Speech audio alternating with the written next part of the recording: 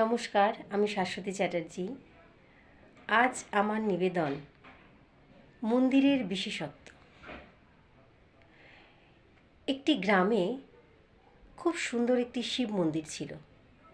শিব মন্দিরের একটা বিশেষত্ব ছিল যে ওখানে যখন শিব চতুর্দশীতে সবাই পুজো করতে যাবে, তখন পুজো করতে যাওয়ার পর বেরিয়ে যখন আসবে, যার পুজো সত্যিকারের ভগবান গ্রহণ করবেন তার মাথায় ওপর থেকে একটি ফুল পড়বে। তাহলে বোঝা যাবে তার উপাসনা এবং তার মনের ভাবনা সৎ এবং তার ভক্তি সত্যিকারের ভক্তি আছে, এরকম বোঝা যাবে।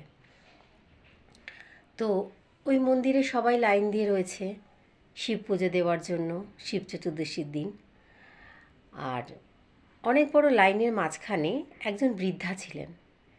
ওই বৃদ্ধা হঠাৎ অসুস্থ হয়ে পড়লেন। হঠাৎ করে অসুস্থ হয়ে পড়ে হাত থেকে তার থালাটা পড়ে গেল নিচে, উনি অজ্ঞান হয়ে গেলেন। আর ওর মধ্যে যে দুধ ছিল, জল ছিল, ফল ছিল, সব চারিদিকে পড়ে গেল। আশেপাশে যারা ছিল তারা বলল, এটা ইস আহারে, কী হলো কী হলো, এরকম সবাই বলল। কিন্তু কেউ এগিয়ে আসলো না, বা তার মাথায় জল দেওয়া বা মুখে জল দেওয়া এগুলো কিন্তু কেউ করলো না। আহারে আহারেই করতে লাগলো। ঠিক ওই সময় মন্দিরের যেখানে লাইন শুরু হয়েছে, প্রথম দিকে একটি বাচ্চা মেয়ে ছিল, 10 বছরের একটি মেয়ে। সে ছুটে আসলো, এসে বলল, ঠাকুমা ঠাকুমা কী হলো তোমার? সঙ্গে সঙ্গে ওর কাছে যে জলটা ছিল, সেই জলটা ঘটির জল, যেটা উনি মহাদেবের মাথায় দেবেন বলে রেখেছিল, দেবার জন্য রেখেছিল, সেই জলটা ওনার মুখে ছিটিয়ে দিল। তারপরে তাকিয়ে আস্তে আস্তে বলতে লাগলো, ঠাকুমা তাকাও তাকাও, হ্যাঁ ঠিক আছো তো? তখন আস্তে আস্তে উনি তাকালেন। তাকানোর পরে তখন বলছে যে একটুখানি দুধ দিই, দুর্বল হয়ে গেছেন। তখন আশেপাশে যারা ছিল তারা বলছে, এটা তুমি কি করলে? তোমার পুজো কি করে হবে? তোমার সব তো তুমি দিয়ে দিলে ওনাকে, আর তোমাকে পুজো করতে হবে না, আর ইনিও আর পুজো করতে পারবেন না, এনার তো সব পড়ে গেছে। এসব বলতে বলতে আসে পাশে যে জলটা পড়েছিল আর দুধটা পড়েছিল, দুটো, একটা বিড়াল একটা কুকুরের বাচ্চা এসে চুকচুক চুকচুক করে ওই জলটা আর দুধটা খেতে লাগলো। ওই দেখে তো আর রক্ষে নেই। আশেপাশে যারা বয়স্ক ভদ্রমহিলা আরও যারা ছিল, তাদের মধ্যে বেশ কজন একদম চিৎকার করে উঠল। চিৎকার করে উঠে বলছে যে, এ কী অরাজকতা, হ্যাঁ? পুজোর স্থানে এরকম পশু পশু খাচ্ছে ঠাকুরের জল, দুধ, এসব কি হচ্ছে? এখানটা এঁঠো হয়ে গেল। নানা রকমভাবে লোকে এটাকে সমালোচনা, বাজেভাবে কথা বলতে লাগলো আর কি। তো বলছে, আপনি এবারে বাড়ি চলে যান, আপনার পুজো দিয়ে তো আর কাজ নেই, আপনি পুজো দিতে পারবেন না। তখন ওই বৃদ্ধা বললেন যে, না আমি পুজো দেব, হ্যাঁ আমার কাছে সবটা পড়ে যায়নি, হতে পারে আমি দুধটা ঢালতে পারবো না, জল দিতে পারবো না, কিন্তু আমার কাছে যে ফল আছে আর ফুল আছে থালাতে, ওই দিয়েই আমি পুজো দেব। আমি যখন পুজো দিতে এসেছি তখন কিন্তু আমি পুজো দিয়েই তবেই যাব। তখন আবার লাইনে দাঁড়িয়েছে। আর বাচ্চা মেয়েটি তখন দেখছে যে ওনার কষ্ট হচ্ছে, উনি পারছেন না দাঁড়াতে, হ্যাঁ দুর্বল। তখন বলল, ঠাকুমা তুমি একটা কাজ করো, আমি যেখানে দাঁড়িয়েছিলাম তুমি আগে এগিয়ে চলো। সবাইকে বলল যে আপনারা একটা কাজ করুন না, ওনাকে আগে পুজো দিতে দিন। তখন তার মধ্যে থেকে একজন বলে উঠলো, না না আমরা সব কষ্ট করে লাইনে দাঁড়িয়ে আছি, কেন ওনাকে আগে যেতে দেবো, এখন তো ঠিকই আছেন উনি। তখন মেয়েটা আর তার তর্ক কিছু করলো না। সে কী করলো, নিজের যে লাইনটা ছিল সেখানে ওনাকে দাঁড় করিয়ে দিল। বলে, এবারে তো কারো কিছু বলার নেই, আমি ওনার লাইনে দাঁড়াচ্ছি, উনি আমার লাইনে দাঁড়াক বলে তখন ভদ্রমহিলা, মেয়েটি, বাচ্চা মেয়েটি ওই বৃদ্ধাকে আস্তে করে নিয়ে ওইখানে ওর নিজের জায়গা দাঁড় করিয়ে দিল। আর নিজে ওই ওনার জায়গাতে দাঁড়িয়ে রইল, আর কেউ কিছু বলল না। তারপরে অনেকক্ষণ হয়ে গেল, এবারে উনি তো সবাই তো বলছে বাবা কি পুজো ছিরি, কিছুই তো নেই, সব তো ফেলেই দিল, তার মধ্যে আবার বিড়াল কুকুরে খেলো, কি পুজো দেওয়ার মানে কে জানে, এরকম নানা রকম কমেন্ট পাস করতে লাগলো সব। যাই হোক, তারপরে উনি পুজো দিলেন, ওনার কাছে যা ছিল সেটা দিয়েই উনি ভক্তি ভরে মানে শিব শিব ঠাকুরকে মন দিয়ে ডাকলেন, আর পুজো দিয়ে ওখান থেকে বেরিয়ে আসার সময় ওনার মাথায় একটা ফুল পড়ল। সবাই তো দেখে অবাক, এ কী, এরকম অর্ধেক পুজো দিল, ঠিক মতো দিল না, আর মাথায় ফুল পড়লো। যাই হোক, ওদের একটু খটকা লাগলো। উনি খুশি হয়ে বাইরে বেরিয়ে আসলেন। তখন মেয়েটি বলল, দিদা তুমি, ঠাকুমা তুমি কিছু খাবে? তখন বলছে, না মা, আমি বাড়ি চলে যাই, আমার বাড়ি বেশি দূরে নয়, আমি পারবো চলে যেতে। বলছে যে কিছু হতো না, একটু ফল একটু কিছু খেয়ে তারপরে তুমি যাও।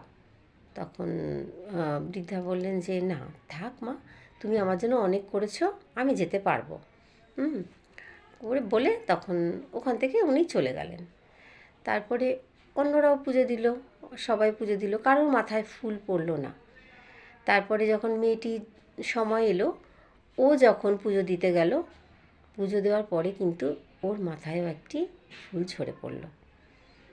সে তো খুব খুশি, সবাই তো অবাক, আর শুধু অবাক না, তাদের মধ্যে ঈর্ষা হতে লাগলো। বললো এ কী, এরা এত অনিয়ম করলো, উল্টোপাল্টা কাজ করলো, নিজের দুধ যেটা ঠাকুরকে দেবে বলেছিল সেটা ঠাকুমাকে খাইয়ে দিল, জল দিয়ে দিল ছিটা, তাহলে পুজোটা করলো কি দিয়ে? ওই ফল আর ফুল দিয়ে পুজো করলো, আর ইয়ে পেয়ে গেল, আর আমরা এত কিছু এনেছি, এত কিছু দিয়ে পুজো দিলাম, আর আমাদের মাথায় ফুল পড়লো না, এরকম ভাবতে লাগলো। যাই হোক, মেয়েটি আর কিচ্ছু বলল না। মেয়েটি ওখান থেকে বেরিয়ে আসছে। তখন এই মন্দিরের যিনি একটা এই কথাটা বলেছিলেন, যে সাধু বাবা, যে যার পুজো সত্যিকারের মন থেকে হবে, সত্যিকারের ভক্তি যার মধ্যে আছে, তার মাথাতেই ফুল পড়বে, বাকিদের মাথায় ফুল পড়বে না। তো যিনি বলেছিলেন তিনি আসছেন দূর থেকে, সবাই দেখতে পেল, সবাই তাড়াতাড়ি করে ছুটে গেল। তখন সাধু বাবা বললেন, কি সব পুজো চলছে ভালো মতো? তখন বলছে, হ্যাঁ ঠাকুরমশাই, সাধু বাবা, ফুল সব কিছু চলছে ঠিক মতো, কিন্তু আমাদের মনে একটা খটকা আছে।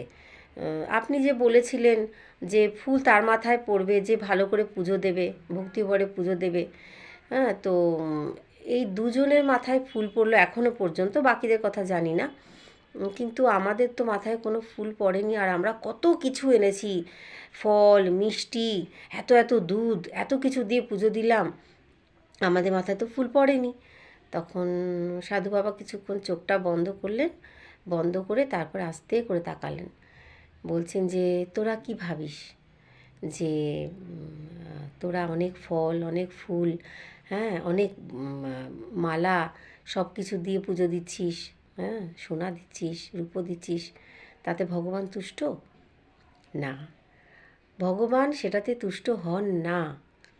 ভগবান চান যে মানুষ সেবা, মানুষের সেবা করুক, মানুষ পশু পাখির সেবা করুক। জীবে দয়া করে যে জন, সেই জন সেবিছে ঈশ্বর।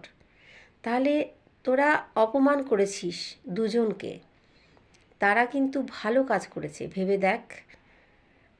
ওই যে বৃদ্ধা ভদ্রমহিলা ছিলেন, উনি কিন্তু শিব ঠাকুরেরই একটা রূপ ছিল, আর এই যে মেয়েটি ছিল, তিনিও কিন্তু, সে মেয়েটিও কিন্তু শিব ঠাকুরেরই একটা অঙ্গ।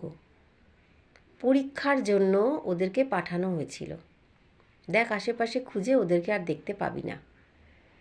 তো ওই মেয়েটি ভক্তি ভরে তার নিজের পুজোর জন্য যা এনেছিল, অন্যকে বাঁচাবার জন্য, সুস্থ করার জন্য সেটা ব্যবহার করেছে।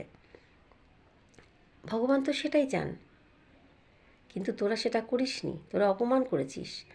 আর তোরা কি ভাবছিস যে বিড়াল আর কুকুর এসেছিল, ওরা নন্দী আর ভিরিঙ্গি, শিবেরই অনুচর, ওদেরকেও পাঠানো হয়েছিল। তোরা যদি ওদেরকে যত্ন করতিস, অপমান না করতিস, তাহলে ভগবান তোদের পুজোকে সমর্থন করতেন। কিন্তু তোরা সেটা করিসনি। তোরা লোক দেখানো পুজো করিস, মন থেকে করিস না।